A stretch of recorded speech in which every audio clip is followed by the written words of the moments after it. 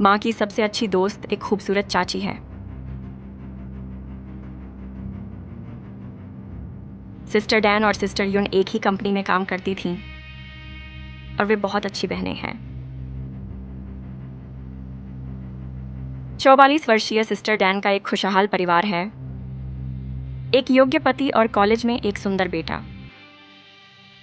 यह सब sister Dan को गर्व महसूस कराता है। लेकिन मेरी सबसे अच्छी दोस्त सिस्टर युन की किस्मत बहुत अलग है। 44 वर्षीय महिला का कई वर्षों से तलाक हो चुका है और वह अपने बेटे पर निर्भर है। काम और जीवन की चीज़ें उसे शारीरिक और मानसिक रूप से थका देती हैं। तनाव दूर करने का सामान्य तरीका मेरी सबसे अच्छी दोस्त सिस्टर डैन के साथ दिल से दिल की बात करना है। एक बार सिस्टर युन ने सिस्टर डैन को पुकारा, मेरे जैसी कोई सभ्य महिला क्यों नहीं है? परिवार कहाँ है?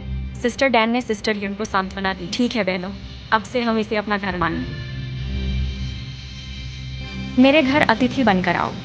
इसलिए सिस्टर युन अक्सर सिस्टर डैन के घर आती थी।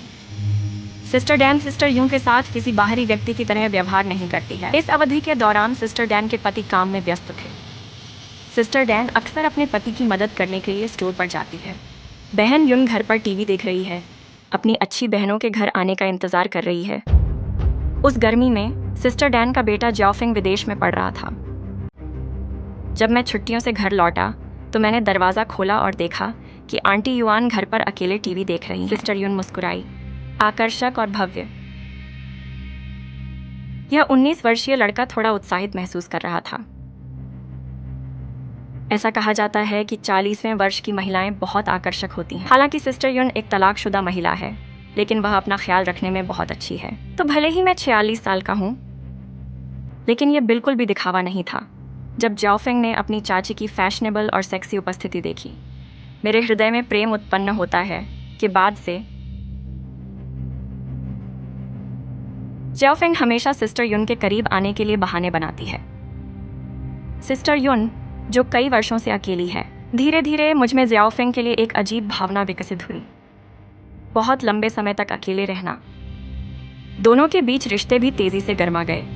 संपर्क जानकारी का आदान प्रदान करने के बाद दोनों जितनी अधिक बातचीत करते थे, उनकी रुचि उतनी ही अधिक होती जाती थी और उनका रिश्ता और अधिक घनिष्ठ। वे दोनों डिनर और मौज मस्ती के लिए बाहर गए।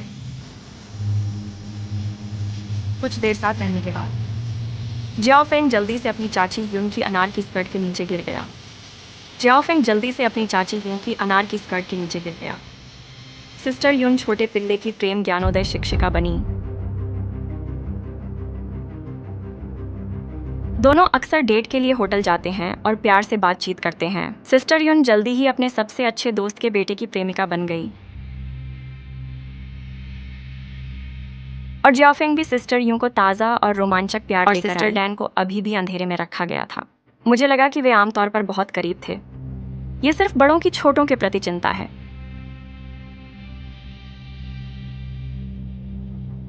सिस्टर युन ज्याओफिंग को एक गॉडसन की तरह मानती है।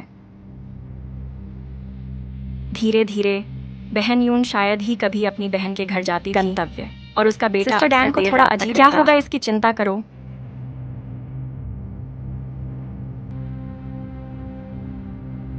मुझे आश्चर्य है कि इन दो लोगों को क्या हुआ। जून 2015 में एक रात सिस्टर युन अपने घर मेहमान के रूप में नहीं आई और उनका बेटा भी घर पर नहीं था। सिस्टर गण ने उन दोनों को फ़ोन किया, लेकिन एक व्यक्ति ने अपना फ़ोन बंद कर दिया और दूसरे से संपर्क नहीं हो सका। बेचैनी महसूस करते हुए उसने उन दोनों की तलाश के लिए बाहर जाने का फैसला किया। कोने पर वयस्क उत्पादों की दुकान के दरवाजे पर सिस्टर युन अपने हाथ में कुछ अज्ञात दोनों बातें कर रहे थे और हम ज्याओफिंग को कस कर गले। वयस्क स्टोर प्रवेश द्वार। सिस्टर डैन को मामले की गंभीरता का एहसास होने लगा। थोड़ी देर बाद सिस्टर युन ज्याओफिंग को सामने वाले होटल की ओर ले गईं। यह दृश्य देखकर सिस्टर डैन पहले तो दुखी हुई और फिर गुस्सा हो गई। इस क्षण में वह अंततः समझ गई, मेरे सबसे अच्छे दोस्त और मेरे बेटे के बीच पहले से ही एक पुरुष और एक महिला के बीच असामान्य संबंध। वह इतना गुस्से में था कि उसने एक्सीलेटर पर पैर रख दिया। इसे सीधे क्रश करें। सिस्टर युन ने सिस्टर डैन को ज्याओफिंग के बगल से गाड़ी चलाने के लिए कहा। सिस्टर डैन ने ब्रेक नहीं लगाया और फिर से उसके ऊपर चढ़ गई। पिछले दिनों मेरा बेटा अपने सामने के दृश्य को देखकर इतना भयभीत हो गया, सोचने की क्षमता हिल भी नहीं पा रहा। मंजर बहुत क्रूर था। राहगीरों ने जब यह देखा तो तुरंत पुलिस को बुलाया। कुछ ही देर में पुलिस मौके पर पहुंची। यह अफसोस की बात है कि सिस्टर युन पहले ही गुस्से से मर चुकी है। सिस्टर डैन को भी पुलिस ने जल्द ही काबू कर लिया।